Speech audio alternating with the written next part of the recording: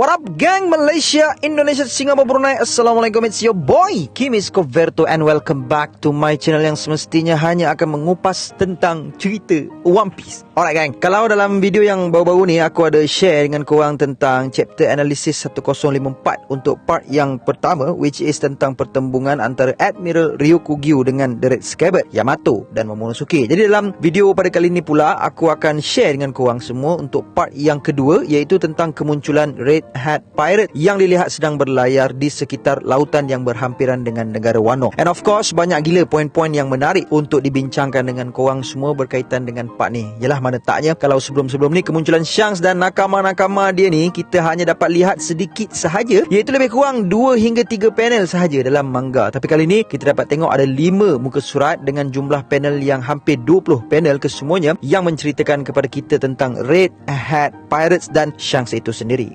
Memang mantap habis lah guys. So jom kita sama-sama membedah apakah perkara menarik yang terdapat dalam part yang kedua ini. So jom, let's proceed with the content.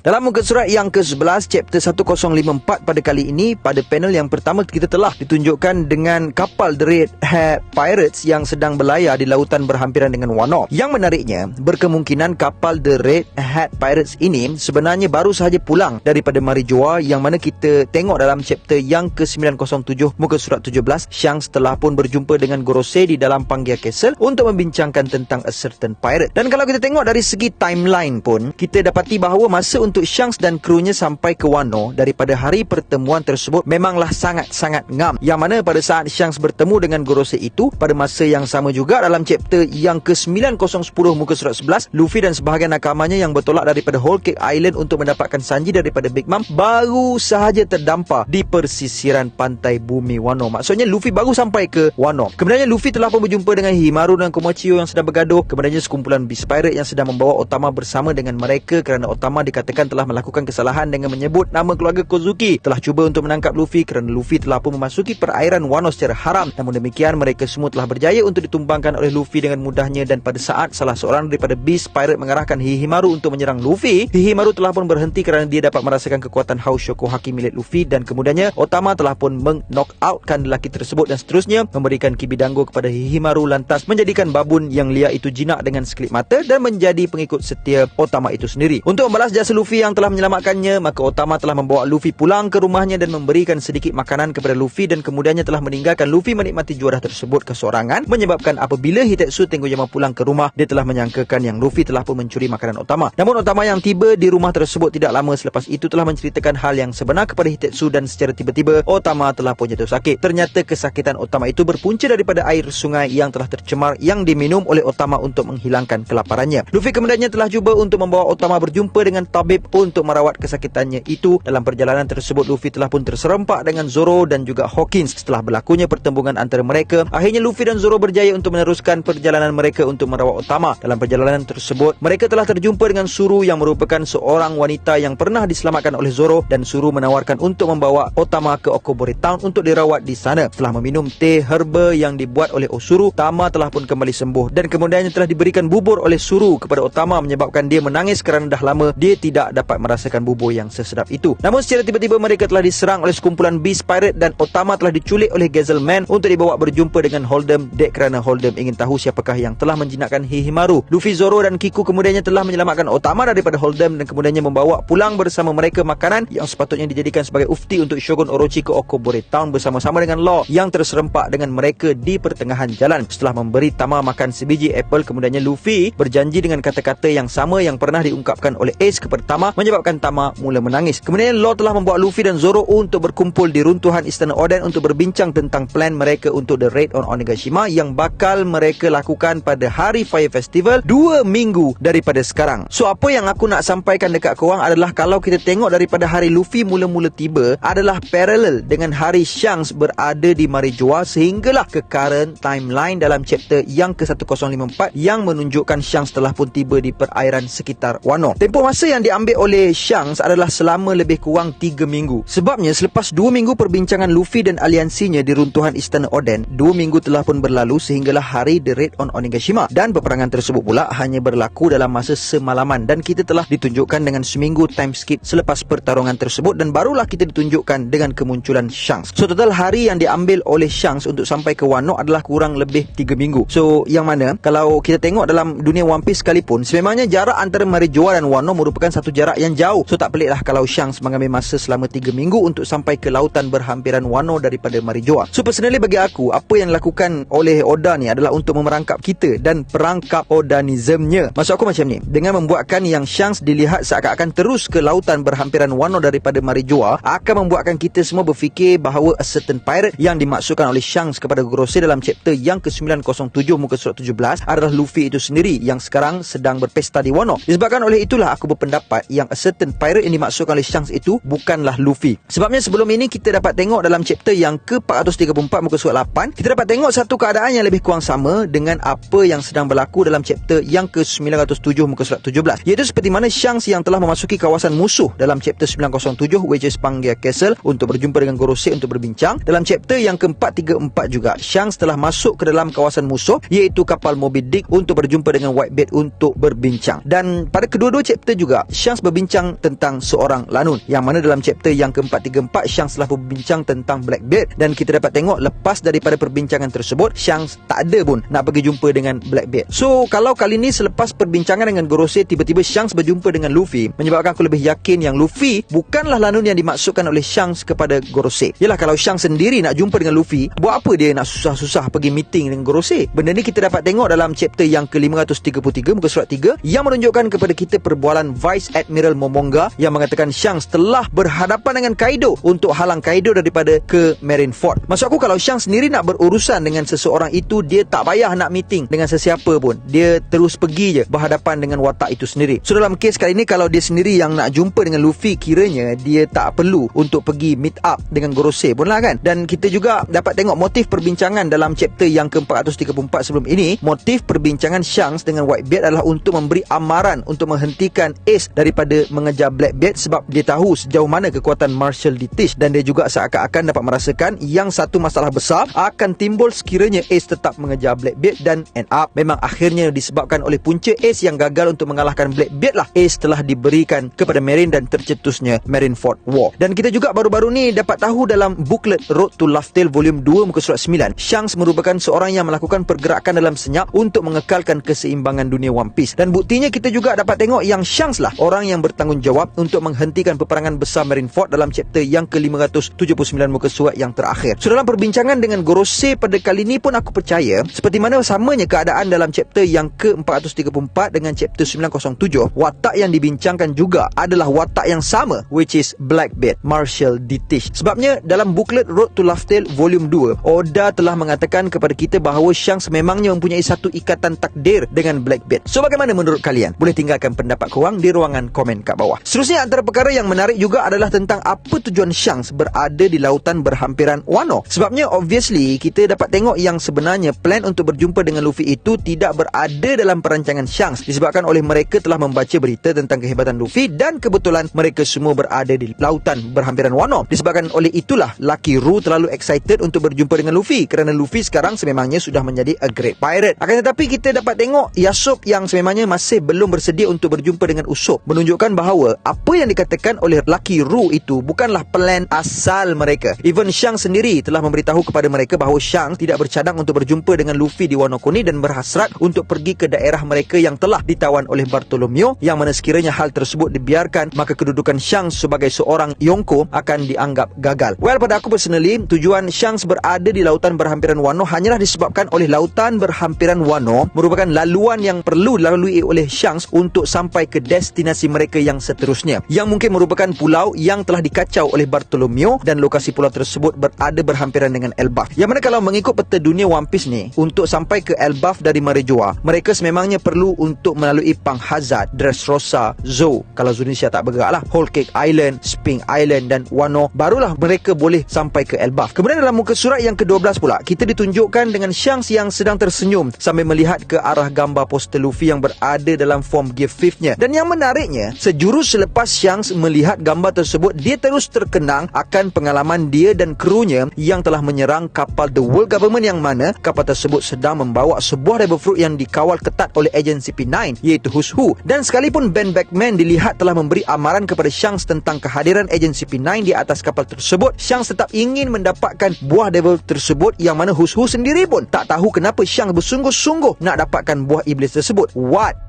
an amazing panel, guys. Bagi aku, apa yang Oda nak sampaikan kepada kita melalui panel-panel ini adalah yang Shanks sebenarnya telah pun mengetahui tentang rahsia bahawa buah devil tersebut bukanlah buah devil Gomu Gomu no Mi, dan sebenarnya buah devil tersebut adalah sejenis mythical Zoan devil fruit, which is Hito Hito no Mi model Nika. Sebab apa aku cakap macam tu adalah kerana first, kita dapat tengok yang Shanks tak terkejut pun melihat perubahan Luffy dalam form Gear 5-nya, sedangkan Kaido dalam chapter yang ke-1045 muka surat yang pertama pun pelik melihat Luffy yang telah berubah ke dalam mode Gear 5-nya, yang dikatakan oleh Kaido bahawa sifat transforming tersebut sepatutnya adalah sifat bagi Devil Fruit Zoan dan bukannya sifat bagi Paramecia. Sedangkan Shanks langsung dilihat tidak pelik dengan poster milik Luffy tersebut. Dan cara susunan Oda yang meletakkan panel tentang Red Hat Pirate yang ingin mendapatkan Gomu Gomu no Mi dahulu, barulah kemudiannya menceritakan tentang Luffy yang masih lagi kanak-kanak, menunjukkan kepada kita bahawa the first thing yang terlintas dalam fikiran Shanks setelah melihat poster Luffy tersebut adalah Hito Hito no Mi itu sendiri. Hal ini kerana sepatutnya kalau Shanks tak tahu menahu tentang kelebihan buah devil tersebut, perkara pertama yang dia akan ingat adalah tentang childhood Luffy lah kan, seperti mana Lucky Roo yang terus terkenang akan janji Shanks dan Luffy setelah melihat poster tersebut. Tapi tidak bagi Shanks, dia terus teringat akan devil fruit milik Luffy yang mereka sekumpulan bersusah payah untuk mendapatkan daripada kapal The World Government yang dikawal oleh CP9 agent, salah satu agent elite World Government. Kita juga dapat tengok yang Shanks bersungguh-sungguh nak dapatkan buah devil tersebut, walaupun Ben Beckman cakap yang kemunculan ejen CP9 adalah satu masalah bagi mereka. Namun Shanks tetap bertegas untuk mendapatkan buah iblis tersebut, sedangkan pada saat itu boleh dikatakan bahawa Red Hat Pirate masih lagi satu armada lanun yang biasa-biasa, dan Shanks pun masih belum mendapat title Yonko lagi. So tak ada jaminan pun untuk dia selamat dengan menyerang kapal The World Government. Dan kita juga dapat tengok even Who's Who pun pelik kenapa Shanks nak sangat devil fruit tu, padahal pada pengetahuan Who's Who itu hanyalah sebuah devil fruit yang mampu memberikan penggunanya kemampuan seperti getah sahaja, tak berbaloi pun kalau nak curi daripada kapal The World Government. Dan even sampai hari ni pun kita dapat tengok dalam chapter yang ke-1018 muka surat 6, Who's Who masih lagi tak dapat nak lupakan apa yang telah dilakukan oleh Shanks kepadanya, dan Who's Who sendiri pun masih belum tahu kebenaran tentang devil fruit tersebut. So panel Shanks yang terus terkenang akan Gomu Gomu no Mi selepas melihat poster Gear 5 Luffy jelas menunjukkan kepada kita bahawa Shanks memangnya mengetahui tentang Hito Hito no Mi model Nika tersebut. Dan sekiranya rahsia tentang devil fruit ini yang dikatakan rahsia dalam rahsia yang sangat ditutupi oleh World Government pun Shanks boleh tahu, maka pasti banyak lagi rahsia yang diketahui oleh si Shanks ni. Jadi di sini wujud persoalan, dari mana Shanks tahu rahsia devil fruit tersebut? So in my opinion, lain tempat tak ada melainkan dalam kapal Oro Jackson. Kita boleh tengok Oro Jackson seolah-olah menyimpan segala-gala maklumat penting dan misteri sejarah dunia. Rahsia Whale of D ada dalam kapal tersebut, rahsia The Ancient Kingdom ada dalam kapal Oro Jackson, dan pertama kali 4 road poneglyph dihimpunkan setelah sekian lamanya hanya berlaku dalam Oro Jackson. So berkemungkinan besar yang Shanks telah pun mengetahui tentang kebenaran Hito Hito no Mi ni semasa Shanks berlayar di atas kapal Oro Jackson. Yalah, sekalipun Shanks dan Buggy tidak sampai ke Laugh Tale bersama Roger Pirates, namun kita dapat tengok yang selepas pulang daripada Laugh Tale, Roger telah mengambil semula Buggy dan Shanks yang telah ditinggalkan disebabkan oleh faktor kesihatan Buggy. Dan tak mustahil sekiranya dikatakan bahawa Roger sendiri yang telah menceritakan kepada Shanks segala-galanya tentang rahsia sebenar sejarah dunia One Piece yang mereka dapat tahu daripada Laugh Tale, dan telah memberitahu kepada Shanks tentang maksud di sebalik The Whale of D dan sebagainya. Sebabnya, yalah, kita dapat tengok yang Shanks merupakan watak yang telah diwariskan oleh Roger dengan topi jerami milik Roger sendiri, yang mana topi jerami itu sendiri merupakan satu misteri yang mungkin ada kaitannya dengan The Giant Straw Hat yang kita dapat lihat di dalam Pangaea Castle dalam chapter yang ke-906 muka surat 17. So topi jerami yang diwariskan kepada Shanks ini menunjukkan kepada kita yang Shanks ini juga adalah seorang insan yang terpilih, seperti mana Luffy yang telah mendapat topi jerami itu daripada Shanks sendiri. Menunjukkan kepada kita bahawa Shanks memangnya rapat dengan Roger, dan berkemungkinan Roger yang mewariskan topi tersebut kepada Shanks juga telah mewariskan segala ilmu pengetahuan yang dimilikinya. Okey, pause kejap. Aku rasa bila aku cakap macam tu, mesti korang akan cakap yang habis kalau macam tu kiranya Shanks tahulah kat mana Laugh Tale. And kalau Shanks tahu kat mana Laugh Tale, kenapa Shanks tak pergi je cari One Piece?